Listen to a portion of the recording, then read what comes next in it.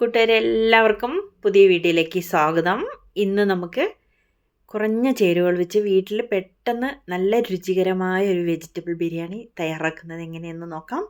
കുട്ടികൾക്കൊക്കെ ലഞ്ച് ബോക്സിൽ കൊടുക്കാനൊക്കെ സൂപ്പറാണ് കേട്ടോ.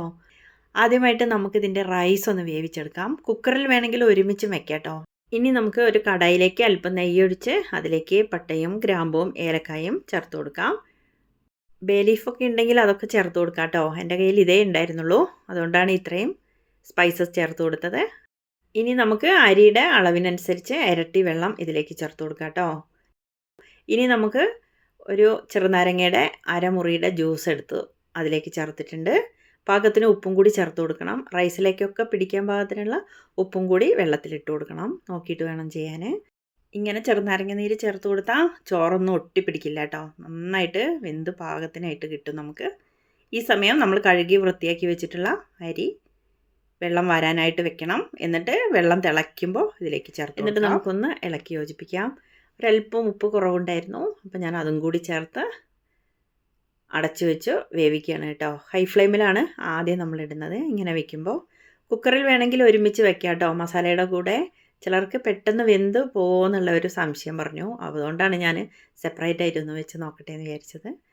ഹൈ ഫ്ലെയിമിലിട്ട് ഒന്ന് തിളച്ച് വെള്ളമൊക്കെ വറ്റി വന്നു, പക്ഷേ റൈസൊന്നും വെന്തിട്ടുണ്ടാവില്ല കേട്ടോ. അപ്പോൾ നമുക്ക് സിമ്മിലിട്ടിട്ട് ഒന്ന് അടച്ച് ഒന്നും കൂടി പതുക്കെ വേവാനായിട്ട് വെക്കാം. ആ സമയം നമുക്ക് ബിരിയാണിയുടെ മസാലക്കൂട്ട് തയ്യാറാക്കിയെടുക്കണം. കൂട്ടുകാരെ, വീഡിയോ എല്ലാവരും ഒന്ന് ലൈക്ക് ചെയ്ത് കാണണേ. സബ്സ്ക്രൈബ് ചെയ്യാത്തവർ ചെയ്യാൻ മറക്കില്ല കേട്ടോ. മസാല തയ്യാറാക്കാനായിട്ട് ഒരു കടായിലേക്ക് നെയ്യോ ഓയിലോ ഒഴിച്ചു കൊടുത്ത് നന്നായിട്ട് ചൂടാകാനായിട്ട് വെക്കണം. ഇനി നമുക്ക് അതിലേക്ക് കുറച്ച് സവോള നൈസായിട്ടൊന്ന് കട്ട് ചെയ്തെടുക്കാം. ഒരു ചെറിയ സവോളയാണ് ചേർത്തിട്ടുള്ളത്. സ്പൈസസ് റൈസിലിട്ടത് കൊണ്ട് തന്നെ ഇതിലേക്ക് ഞാൻ കുറച്ചേ ചേർക്കുന്നുള്ളൂ കേട്ടോ. ചെറിയ 2 പട്ടയുടെ കഷ്ണവും ഏലക്കായും ഒരു ഗ്രാമ്പും കൂടി ചേർത്തു. അതും കൂടി ചേർത്തിട്ട് ഒന്ന് വഴറ്റി. ഇനി നമുക്ക് സവോള ഒന്ന് വഴന്ന് വരുമ്പോൾ അതിലേക്ക് ഇഞ്ചിയും വെളുത്തുള്ളി പച്ചമുളകും കൂടി ഒന്ന് ചതച്ചതില്ലേ, അതും കൂടി ചേർത്തിട്ട് അതിൻ്റെ പച്ചമണം മാറുന്ന വരെ ഒന്ന് വഴറ്റിയതിന് ശേഷം പച്ചക്കറികൾ ചേർത്ത് കൊടുക്കണം. അതിനായിട്ട് ഒരു ബൗള് ക്യാരറ്റാണ് കട്ട് ചെയ്തിട്ടത്. നൈസല്ല, എന്നാൽ കൂടുതൽ കട്ടിയുമില്ല. ഇനി ഒരു 3/4 ബൗള് ബീൻസും കൂടി ഇട്ടിട്ടുണ്ട്. വെജിറ്റബിൾസൊക്കെ റൈസിൻ്റെ അളവിനനുസരിച്ച് കൂട്ടിയും കുറച്ചൊക്കെ എടുക്കാം കേട്ടോ. പിന്നെ ഒരു മീഡിയം ഉരുളക്കിഴങ്ങാണ്, അതും കൂടി തോലെല്ലാം കളഞ്ഞ് കഴുകി കട്ട് ചെയ്തിട്ടിട്ടുണ്ട്. ഭയങ്കര നൈസൊന്നും ആക്കണ്ട, നമ്മൾ എണ്ണയിലൊക്കെ ഒന്ന് വഴറ്റി വരുമ്പോൾ ഒന്ന് വെന്ത് വരണം. ഒരുമിച്ച് കുക്കറിൽ വേവിക്കാത്തത് കൊണ്ട് തന്നെ നമ്മളിങ്ങനെ വഴറ്റി എടുക്കുമ്പോൾ തന്നെ ഈ പച്ചക്കറികൾ വെന്ത് വരണം കേട്ടോ. അപ്പോൾ അതിനനുസരിച്ച് കട്ട് ചെയ്താൽ മതി.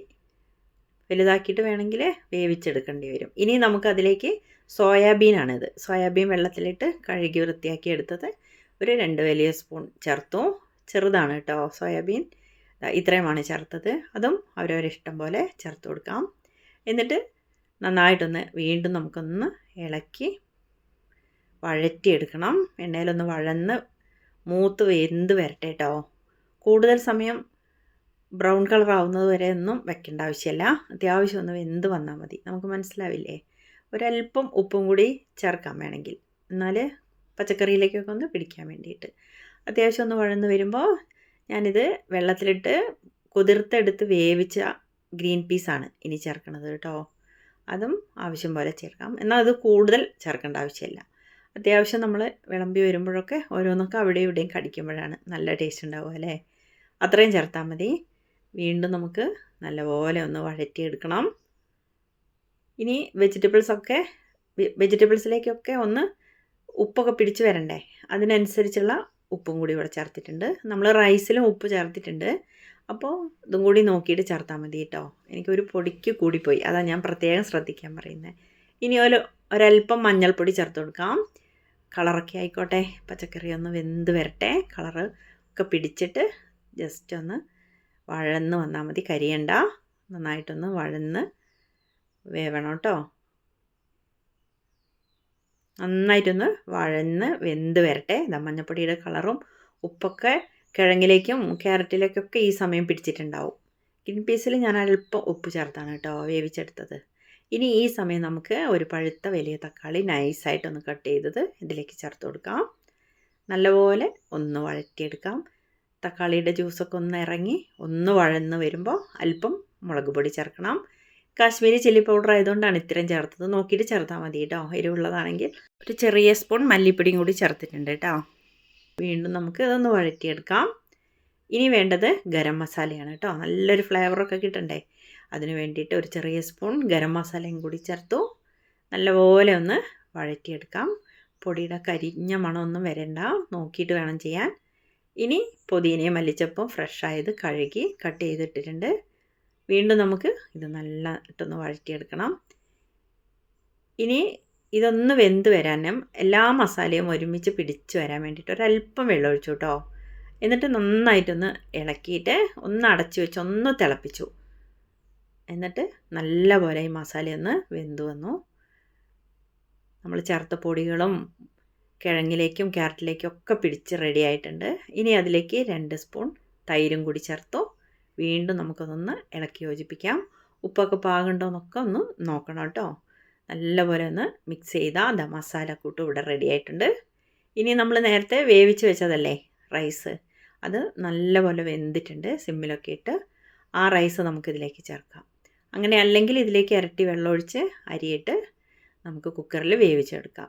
എങ്ങനെയാണെങ്കിലും കുഴപ്പമില്ല കേട്ടോ. ഇതേപോലെ മസാലയിലേക്ക് റൈസ് ഇട്ട് കൊടുത്ത് നല്ലപോലെ ഒന്ന് ഇളക്കി മിക്സ് ചെയ്താൽ സൂപ്പർ ടേസ്റ്റി ആയിട്ടുള്ള വെജിറ്റബിൾ ബിരിയാണി ഇവിടെ റെഡി ആയിട്ടുണ്ട്. കുട്ടികൾക്കൊക്കെ ലഞ്ച് ബോക്സിലൊക്കെ കൊടുക്കാൻ വളരെ ഈസിയാണ് കേട്ടോ. എന്നാൽ നല്ല ഹെൽത്തിയാണ്. ഇനി നമുക്ക് അണ്ടിപ്പരിപ്പ് മുന്തിരിയൊക്കെ നെയ്യിലൊക്കെ വഴറ്റി വറുത്തിടാം. അതൊക്കെ ഓരോരോ ഇഷ്ടം പോലെ ചെയ്യാം കേട്ടോ. വേണമെങ്കിൽ പുതിനയും മല്ലിച്ചപ്പും ഒക്കെ ഒന്ന് കട്ട് ചെയ്തിടാം. എല്ലാവരുടെ അഭിപ്രായം പറയുമോ?